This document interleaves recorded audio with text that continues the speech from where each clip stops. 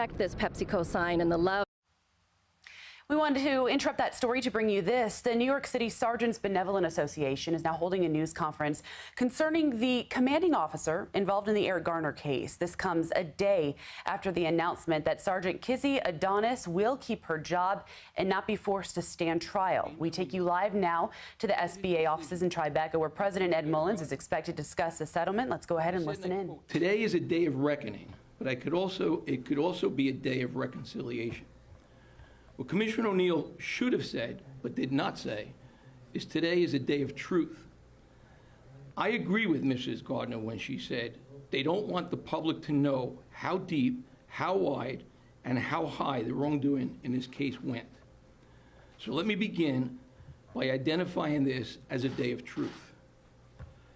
Sergeant Kizzy Adonis is a working mother of 5 children who has an impeccable 17-year service record with the NYPD. She previously worked in the 7-5 precinct, one of the busiest and most violent precincts in the city of New York. While assigned there, she was responsible for training younger and less experienced police officers. She has never once been described by her peers as a good cop, but rather described as a great cop. The fact is, Sergeant Adonis was not, and I repeat, was not the patrol supervisor on the night of this incident. She was never directed by anyone or assigned by a dispatcher to respond to the scene of Gardner's arrest. None of that ever happened. Nope, Sergeant Adonis did exactly what the NYPD and the people of this city should want her to do. She heard a call on the radio and directed her driver to respond because she was nearby. She made an extra effort. Fact. Sergeant O'Donnell was the junior supervisor at the scene. She was promoted less than a month before the incident. The patrol sergeant at the scene was responsible for the officers involved who were on his team. They were his responsibility, to which, by everyone's account, he performed his duties perfectly. Fact, he was responsible for making notifications to division radio and supervising a team of officers involved. His responsibilities also included questioning them. Fact, Sergeant Adonis arrived 7 to 10 seconds after the alleged chokehold was concluded. She never saw the alleged chokehold, had no knowledge it even happened, until hours later when she was shown a video by the Internal Affairs Bureau. Fact, Sergeant Adonis' job was to remain present and ensure that the officers were following protocol. She did that. Fact, she inquired with her driver, who is a certified EMT technician, if Eric Garner was breathing and had a pulse. His reply was yes. Fact, she inquired and confirmed if an ambulance was responding and was on the way. She further admits to hearing the senior and responsible patrol sergeant at the scene ask for a rush on an ambulance. Fact, there was no further medical intervention possible without the arrival of an ambulance. Sergeant Adonis spoke, confirming with the covering patrol supervisor that he was handling the scene and informed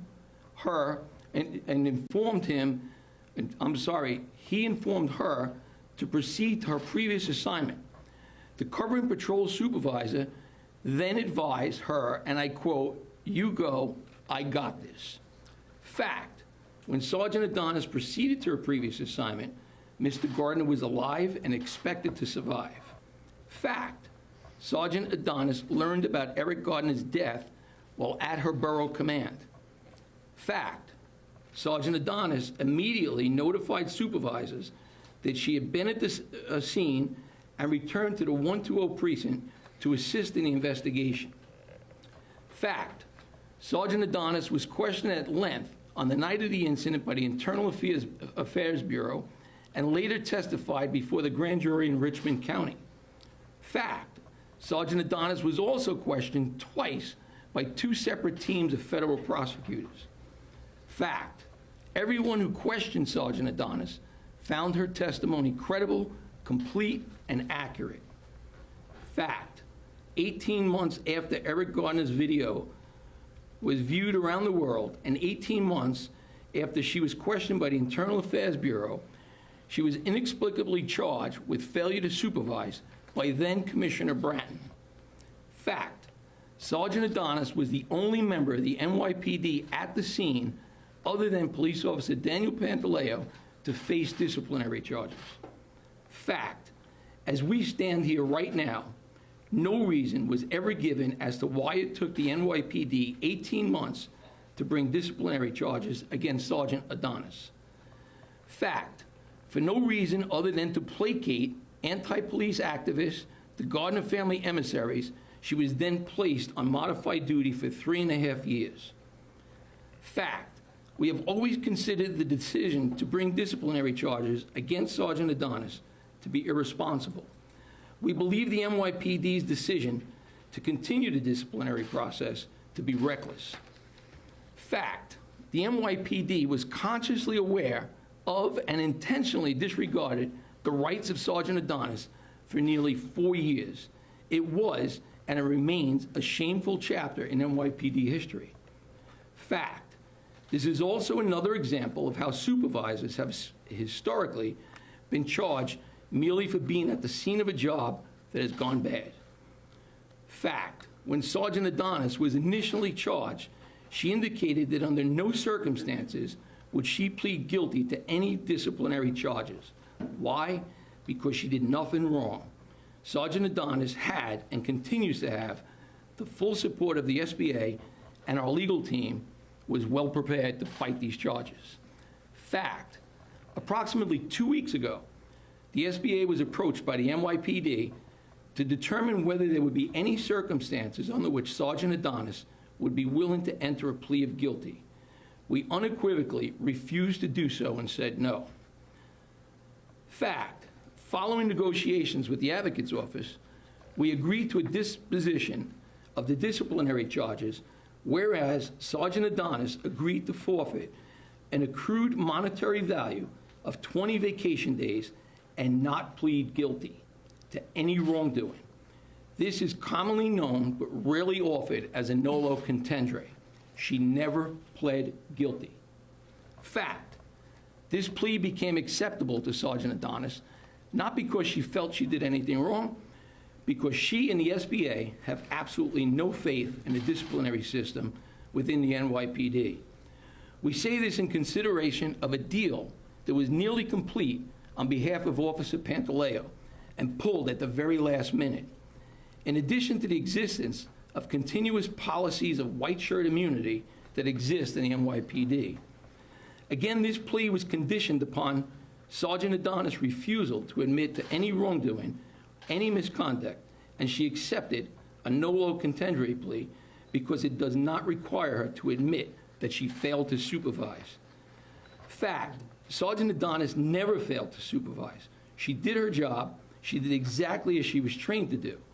She was, in simple terms, sacrificed by then Commissioner Bratton in order to offset public pressure. We believe the NYPD disciplinary system is unfair. It has been widely criticized as biased and fraught with cronyism and white shirt privilege. We could not chance sending a completely innocent sergeant to trial in a system where Commissioner O'Neill made a deal and backed away from it at the very last minute. Rather than endure the stress of a disciplinary trial, which would have had a predetermined outcome, and placing her faith, her career, and a hard-earned pension in the hands of Police Commissioner O'Neill, who exhibited a willingness to bend to the will of the mayor and the anti-police community, Sergeant Adonis took the honorable route and walked away from a broken system with her dignity intact. She admitted no misconduct and maintained she did nothing wrong. She simply refused to play pawn to the city's politics any further. This is the right decision for Sergeant Adonis.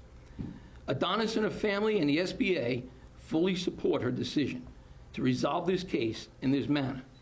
I would like to highlight some factors that clearly show how broken the NYPD system is.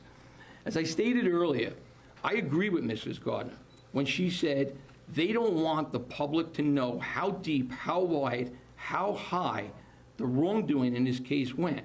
and here's why. Fact, the NYPD has never stated that the assigned patrol supervisor on the night of this incident was actually the anti-crime sergeant. Fact, they also never stated that although this very same sergeant was assigned to cover patrol and anti-crime, this is a prohibited practice within the very same department guidelines to hold Sergeant Adonis and Officer Pantaleo accountable. So why then did it happen? Who was accountable for allowing this practice to occur? And how does the very same commanding officer in charge of this command end up being promoted to chief when a sergeant forfeits 20 days and an officer loses his job? Fact, Officer Pantaleo's interaction with Eric Garner was predicated on duress. He was enforcing quality of life offenses, and that being a person selling loose cigarettes. Fact, this enforcement was directly related to Commissioner Bratton's broken windows theory of policing, which states if you enforce nuisance crimes and remove unpleasant condition crimes, you will reduce the quality of life of residents, you will reduce quality of life crimes and improve the community that you're serving. Fact, no police officer wants to enforce nonsense laws and would much rather correct the condition. But we work in a structured organization, and orders had to come from headquarters to enforce these offenses in Staten Island on that day. Commissioner O'Neill admits this in his lead-up to terminating Officer Pantaleo. Fact, P.O. Pantaleo's enforcement actions were done under duress, as were Commissioner O'Neill's firing of P.O. Pantaleo, because the commissioner clearly stated he might have done the same thing if he was in Officer Pantaleo's shoes. The tentacles of this culture of misconduct and malfeasance runs deep and goes to the highest levels of this department. Ironically, Commissioner O'Neill supports the publication of police officers' discipline records. So much so that the NYPD violated Officer Pantaleo's rights to 50A with the publication of the trial Commissioner Maldonado's report late Sunday night. Fact, Commissioner O'Neill was Bratton's protege, and his tenure has been anything but calm. He was appointed even though he had a dark cloud hanging over his head. As commanding officer of the Narcotics Division, officers that worked for him were accused of paying confidential informants with narcotics. Again, white shirt immunity. Fact, his selection of chief of department is responsible for violating the rights of 234 people, all of whom were arrested and declined prosecution by the Manhattan DA's office. The end result was a $16 million payout of taxpayer money to the plaintiffs. Again, white shirt immunity. Fact, under Commissioner Bratton, the NYPD suffered another corruption scandal where corrupt businessmen became cooperators and hurled wild accusations against numerous officers where high-ranking white shirts were allowed to resign with their pensions. Make no mistake, I believe as many do in this department that each of those men were innocent and became part of a culture that was widely known and accepted. And this is the incident in a licensing division that we're all aware of. However, some were not so lucky. Deputy Inspector James Grant, whose name was besmirched with charges, had the fortitude and conviction to fight the charges and was acquitted at a federal trial. For those uninformed, over 90% of federal trials result in conviction. I ask each of you, why is this allowed to happen? Why did then Police Commissioner Bratton run out the door after having a second turn at his dream job? Do your homework. The answers are obvious. Despite being a self-described cop's cop, Commissioner O'Neill outwardly has been in full support of Mayor de Blasio's progressive ideals, and a high price has been paid. Contrary to a secret deal for Officer Pantaleo, we all knew he was going to be fired when Mayor de Blasio made an announcement on the debate stage in Iowa. The Gardner family will soon receive justice. The NYPD is falling apart at the seams. Use your common sense. Each of you reports the stories. You see the increase in criminal activity, and the less proactive police department. Since 2014, when Mayor de Blasio was first sworn in this administration, 7 police officers have been shot to death by armed adversaries. 3 were assassinated, killed as they sat in their police vehicles for no reason other than the uniform they were wearing. Under O'Neill's watch, the NYPD has 4 high-ranking and well-regarded chiefs, 2 of whom were females, with sterling records, were told to pack their bags and resign. No reason was ever given to them. Just this morning, Jimmy O'Neill on CBS News indicated this department is better today than it has been in the last 2 years and in his time as a cop. I ask each of you, is he crazy? I was born and raised in this city. I've served the people of this city for 38 years. I was here for the wild days of the violent 80s and 90s and the take back of the streets for the people of the city.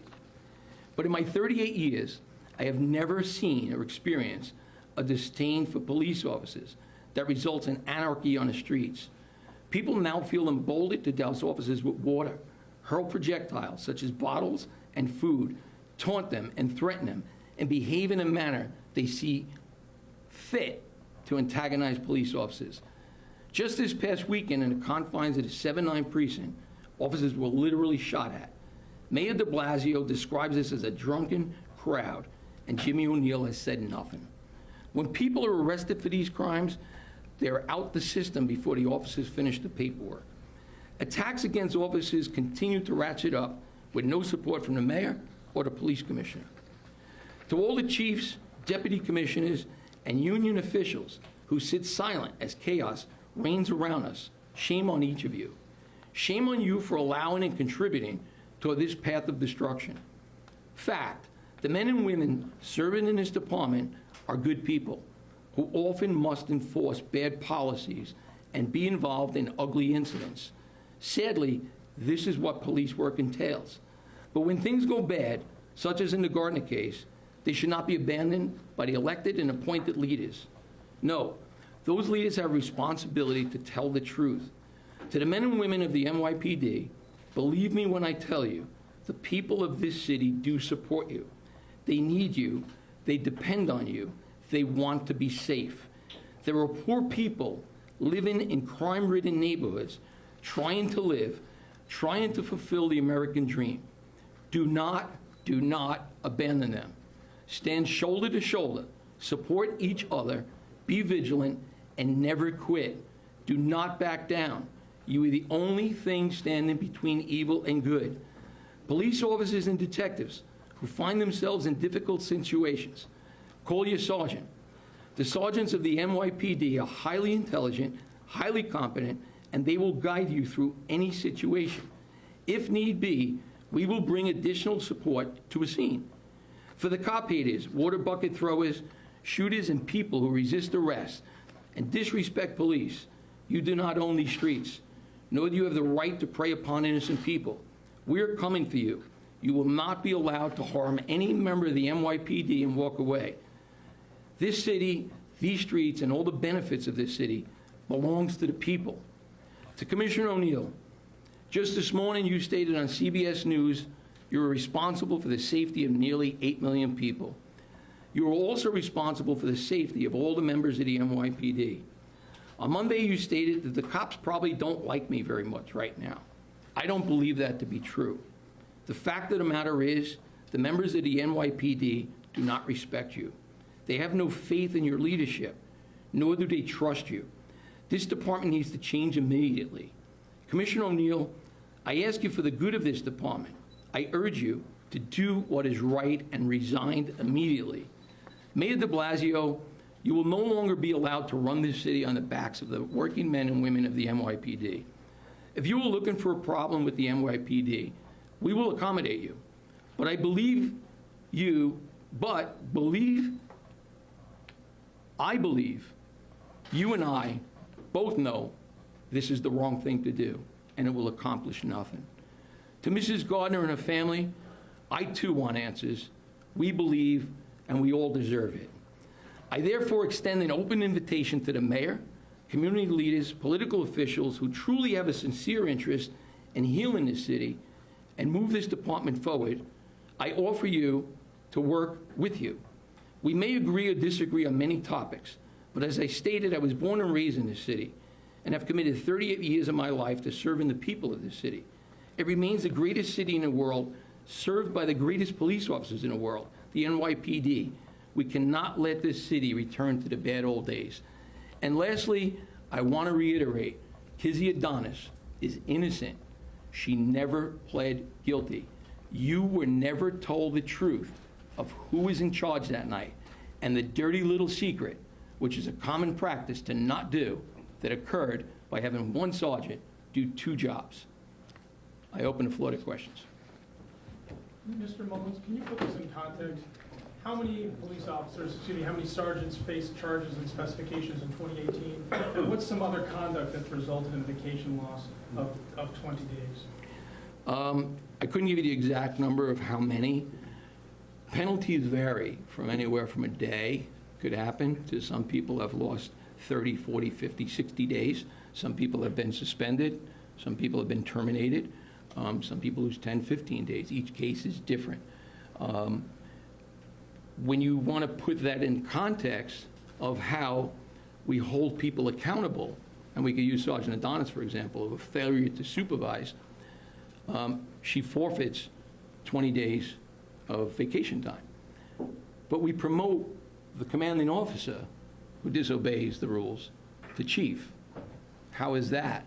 You're referring to Edward Delatory? No, Venezia was promoted to 1-star chief. He was commanding officer of the 1-2 at the time. Do you have an understanding of how they came to 20 days? It just sounds so arbitrary. 10 days, 30 days. You know what I mean? Well, as we stand here right now, no one's ever told us what she failed to supervise. So what I believe is, and a lot of people believe, is Commissioner Bratton, under pressure from public outcry, decided to take the young, inexperienced, but not so inexperienced, because I don't think he did his homework to realize she was highly respected in the 7-5 precinct, and label her as the failure to supervise. And she was never assigned to even go to that job. She was never assigned to patrol. She was 26 days out of the academy. What do the And it's a great charter sell. specifications say?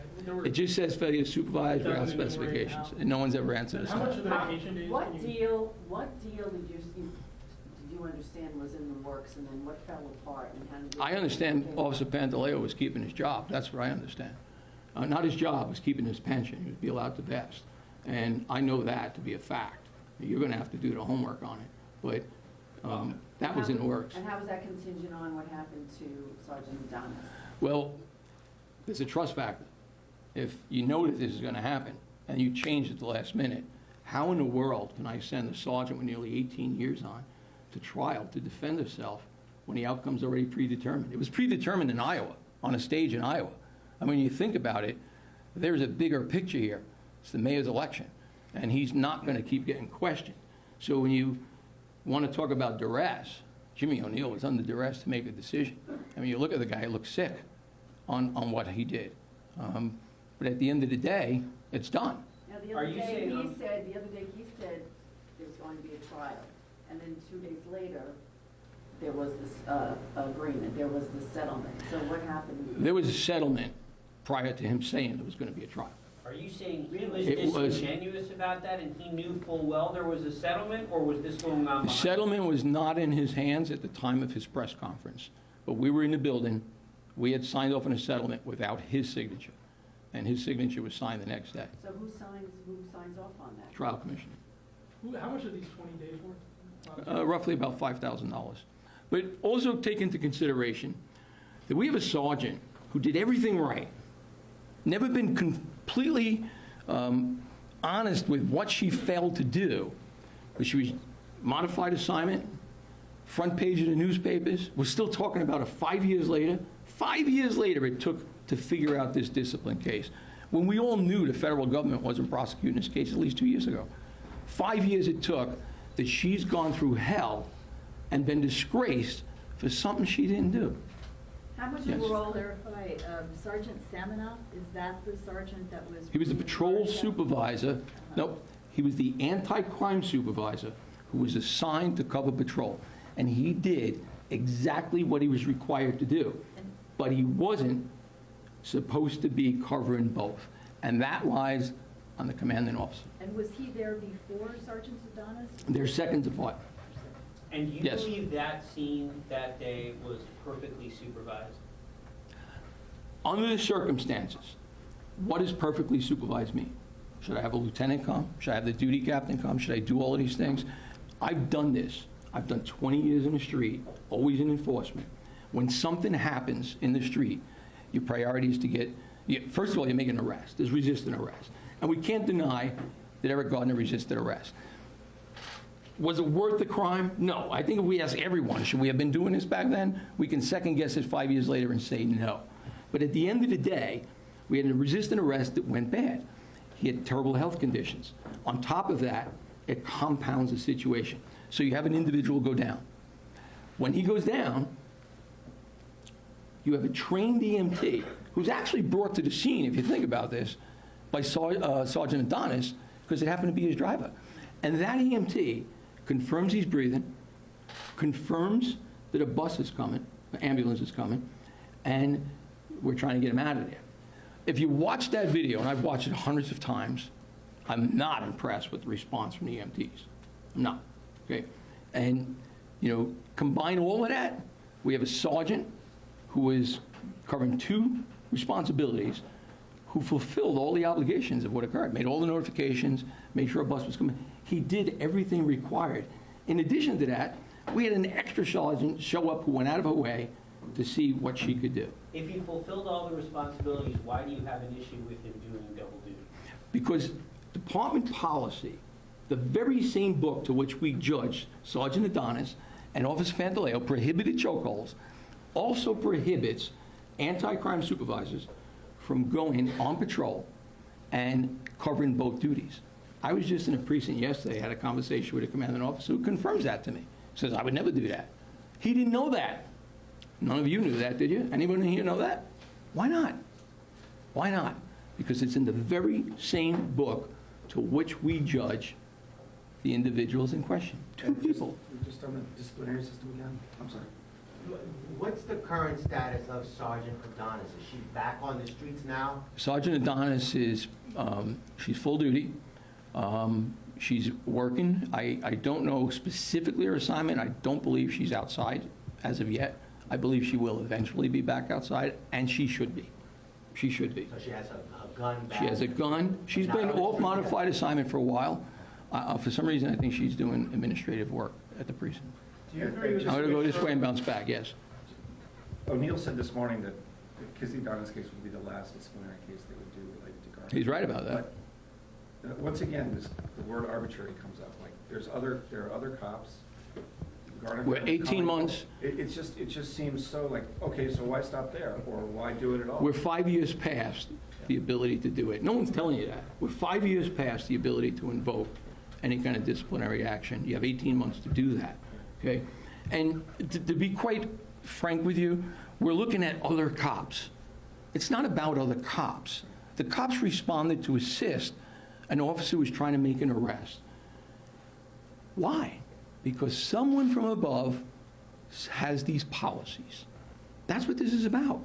Why do you think we're not enforcing turnstile jumpers anymore? If you want to ride the train, go ahead. No one's getting arrested. It's minor crimes. It's minor crimes. They don't want another incident. You think Mayor de Blasio wants to be on stage and have another incident? It's not going to happen. So we're watching buckets of water be tossed on cops. Just a week or 2 ago, a woman in Greenwich Village was assaulted, and the police responded, and no arrests were made. This is what we're dealing with. Look, I've been around a very long time. I grew up in this city. We can talk about crime stats and everything else. But at the end of the day, the city's about the people. And we could debate what happened. If you who are reporting these incidents and these crimes are seeing what's occurring, the common sense question is, why is this happening?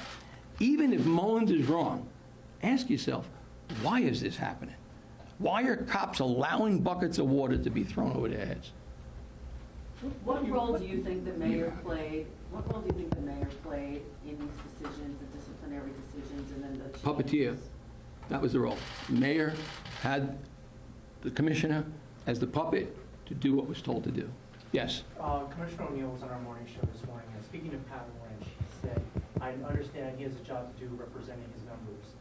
And I ask you this, he said, but please be careful in not undermining the confidence officers have while they're performing their duties on the street. And I was wondering if I could get a reaction to that. In what context are you talking about? He was talking about Pat's reaction and saying that he understands that that Pat has a job to do in protecting his members, but to not cross the line into making officers feel a lack of confidence when they go out and do the job. Right, so I heard that now, and you got it.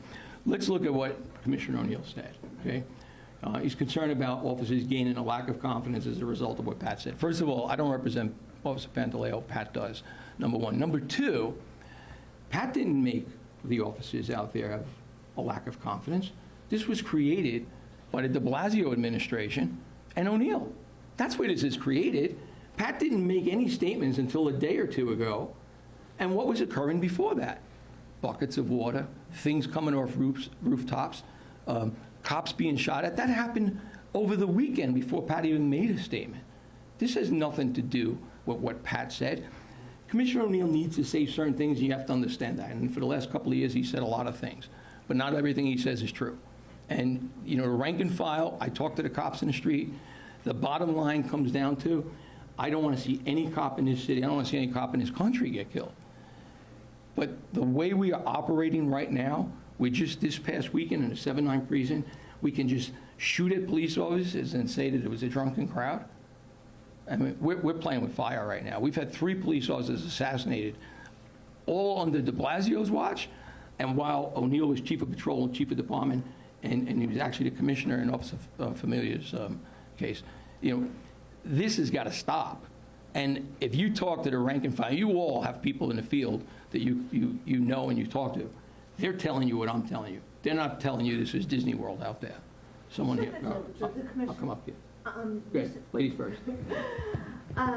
You said that the rank and file doesn't respect Commissioner O'Neill and he should resign immediately. Is there one particular action of his that you think? Yeah, it's called his tenure as police commissioner.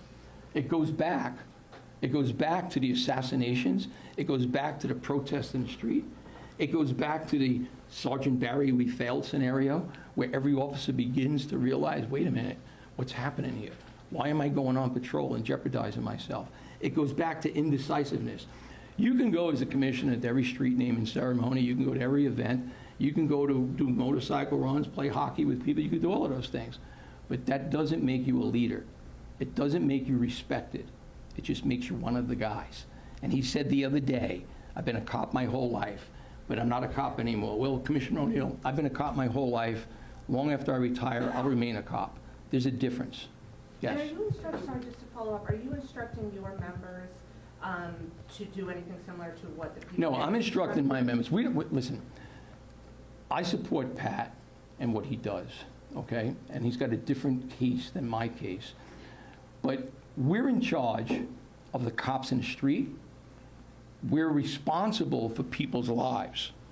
And at the end of the day, I want my sergeants to go home safe.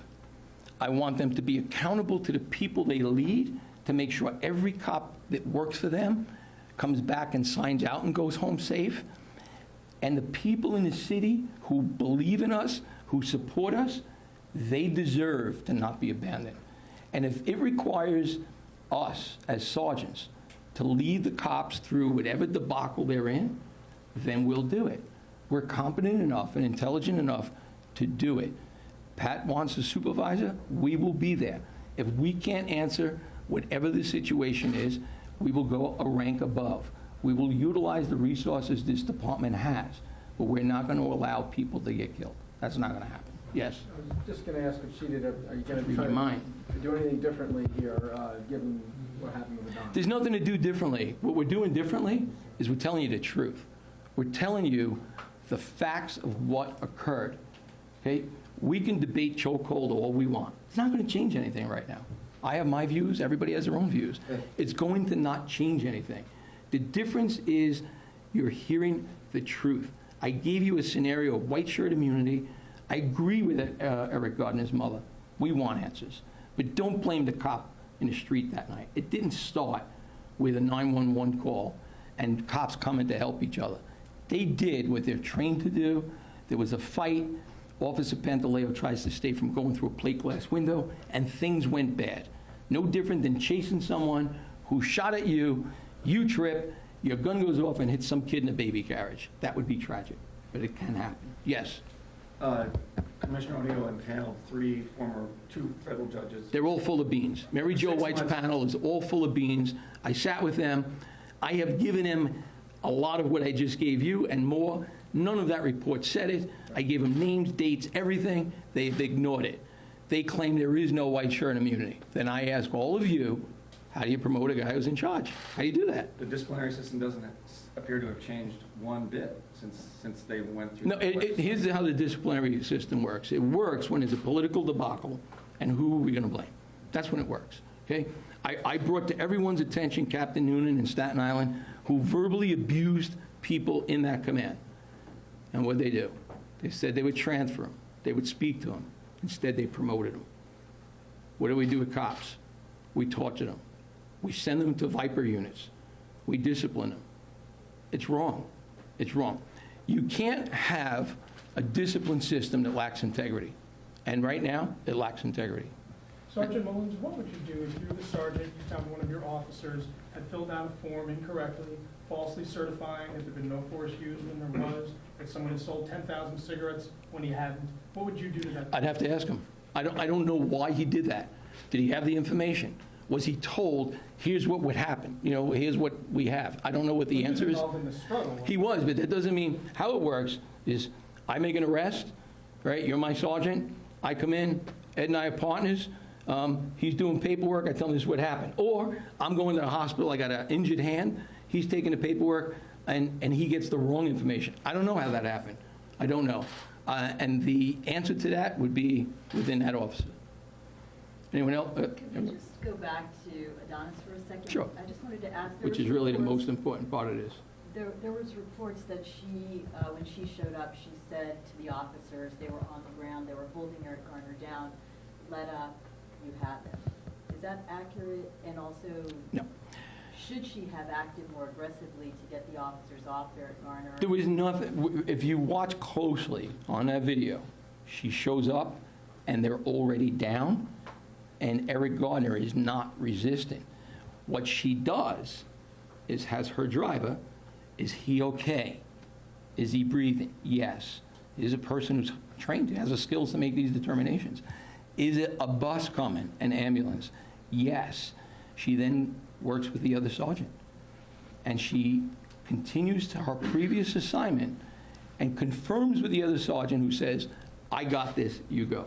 So who was the person who could have said to Pantaleo or anybody, get up or back off or, you know? Here's what you have to look at. I've spoken to experts on chokeholds, MMA fighters, military Green Beret guys. I've been trained to do a chokehold, okay? Has anyone in here ever fallen backward in your reach for something? Well, in the process of falling backward, if you look at the video, Officer Pantaleo was holding on to Garner, okay? We can debate that. What I do believe is Officer Pantaleo wasn't standing there, sitting there fighting, saying, I'm going to kill this guy. I don't believe that. I've not met a police officer in 38 years driving to work and say, this is what I'm going to do today, get myself indicted. Maybe I get fired. Never seen that happen. I've seen crazy people, didn't want to work with them. But in cases like this, there's so much more that's involved. And it's graphic. It's really graphic. The bottom line comes down to no individual should die for a couple of cigarettes. That's the bottom line. But his death wasn't intentional. And his death has now caused a tremendous amount of grief for many, many people, particularly his own family. And at the end of the day, we're in a very difficult time. And we need to get forward. We need to move it forward. Was either Sergeant Adonis or the other sergeant, were either of them on the scene when both Pantaleo and Garner were on the ground and Pantaleo had his arm around his neck? I'd really have to take a closer look at that tape. I've watched it numerous times. I know that Sergeant Adonis shows up and they're already on the ground, but I have to really tell you where the hand was at that point. And can you just give us the TikTok of this agreement, when the agreement was... Our agreement? Yes, the 20-day agreement. When was it proposed? When was it signed off on? This When was, did approval? This was being worked on really all weekend, from Friday up until we were watching O'Neill's press conferences. The paperwork was being signed. What was missing was O'Neill's signature, because he was on the podium at the time. That was supposed to come back to us that day. We didn't get it till late yesterday afternoon. But, you know, if you had asked me Monday afternoon if I had paperwork, I had it. But he signed off on It was given to us yesterday. It was dated for the day before. What does Sergeant Adonis make of this whole thing? Sergeant Adonis, which is sad, is looking to complete her time and move out of state. She's had enough.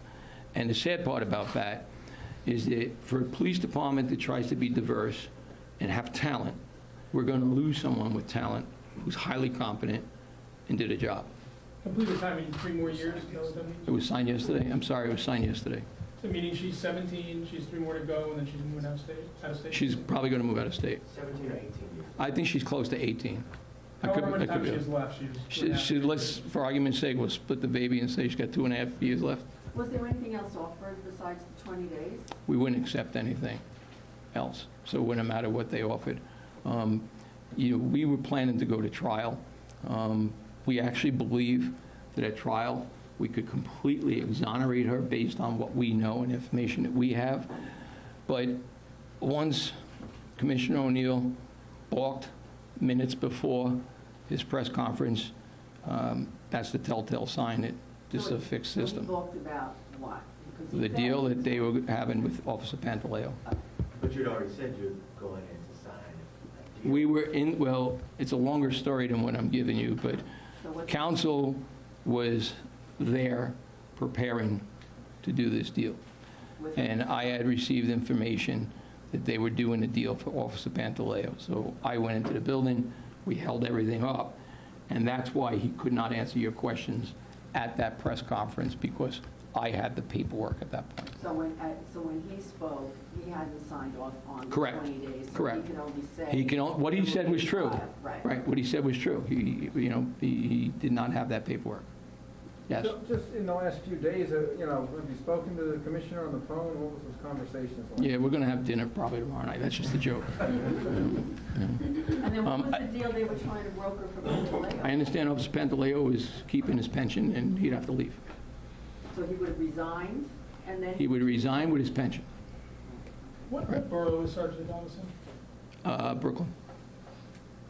You said the mayor has been acting as a puppeteer over this whole case. Well, the puppet master, really. The puppet master. Do you think he's the puppet master of Deputy Commissioner Maldonado, who oversaw the... Well, it's interesting you bring that up, because I haven't completed my research, so I'm going to hold back on a couple of points.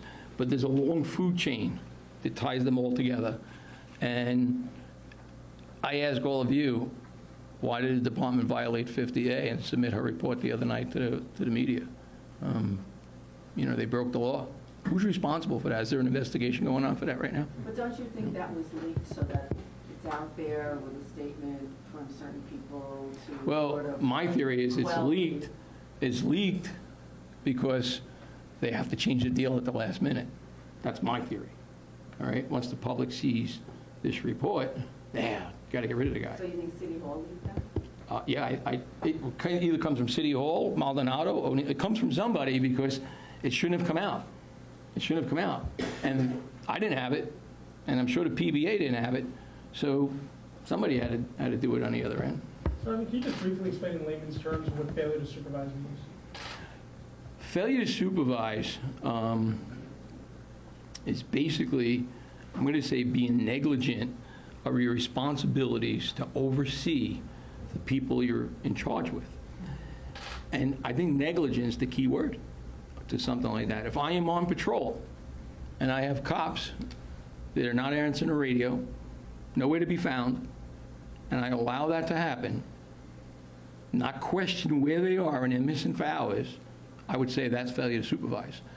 What I would not say is that in the case of Sergeant Adonis, who hears something coming over the radio, self-initiates going to get involved and extend herself, gets there, checks to make sure her pulse is good, and call for a bus, I don't see that as failure to supervise.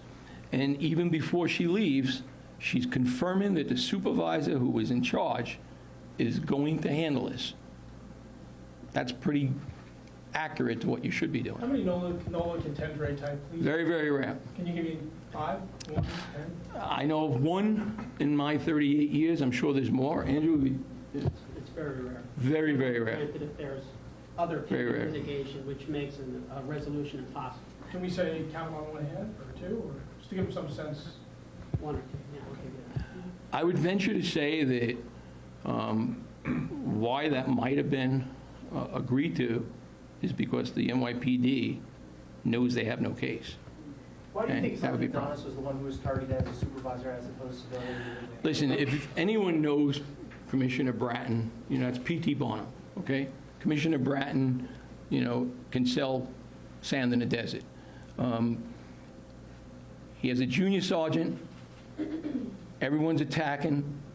And what does he do? Offer up to the wolves. Here you go. You got a junior sergeant who was in charge. Makes sense, right? Junior sergeant, she screwed up. Logical. Great political move, but not a factual move. And that's where he made his mistake. Can you also explain, I'll come back. just explain for us the difference between an anti-crime sergeant and a Anti-crime sergeant, I've done both. Anti-crime sergeant goes out, plain clothes, jeans, T-shirts, sweatshirts, kind of undercover type look. You're assigned to a team. You're supposed to work with your team. And the reason being is if you're supervising a team of 4 or 5 individuals, they're in different cars, they're someplace else. They could easily disappear. They are not necessarily identified as police officers. They may be in a situation where there's a mistaken identity. So you're supposed to be supervising them at the time. When you cover patrol, also in anti-crime, you're not on the radio queue, okay? You are driving around, you're looking for violent crimes, guns, robberies, burglaries, really your 7 index crimes. You're driving around doing that. You will answer the radio generally as a backup or only available for a robbery or something serious. As a patrol supervisor, you're overseeing vehicle accidents, aided cases, EDPs, so you can't do both. And there's a policy for that, to not allow that to happen. And this department allowed it to happen, and ultimately we promoted the guy to 1-star chief. You said that the failure to supervise, alleged failure to supervise was never explained. Were there not written charges or allegations of... Just said failure to supervise. That's all it said? That's all it said. It's a one-page document, doesn't say like, How many pages is that? 1 page? 1 page. there's no factual basis, it says Sergeant Adonis said XYZ. Wasn't like failed to show up at the scene, failed to render aid, it didn't say any of that stuff. And your conversation, are We you filed a request for bill of particulars with the city. Excuse me, if you could try to go to the microphone, please, so we can hear you and get you on record. Sure. We'll be here for hours now, you know it is, attorneys. We will not. Your name, sir? Andrew Quinn. No, we filed a request for a bill of particulars with the Department Advocate's Office, asking them to identify specifically what Sergeant Adonis did that she shouldn't have done, or failed to do, which they believe she should have done. We never got a response. Okay, so can you explain it once again then, from a lawyer's point of view? She didn't plead guilty, but the NYPD told us yesterday she did plead guilty, so explain what... That's why today's the day of truth. Yeah, but I mean, from... I haven't seen their press release. I thought they said the matter was adjudicated for 20 days. I think the media came to the assumption, perhaps incorrectly, that she pled guilty, probably because the nolo contendere plays such an unusual plea. Essentially what it means, nolo contendere is Latin, it means no contest. I mean, if she's not going to challenge the department, they can take her time, but she's not going to sign a document that says she committed misconduct, nor is she going to raise her hand and say in front of any type of judge or anyone else that she failed to supervise or had any level of misconduct that rises to discipline. Is that the term of art in the NYPD, nolo contendere? It's a legal term. It's a term of art in NYPD and other places.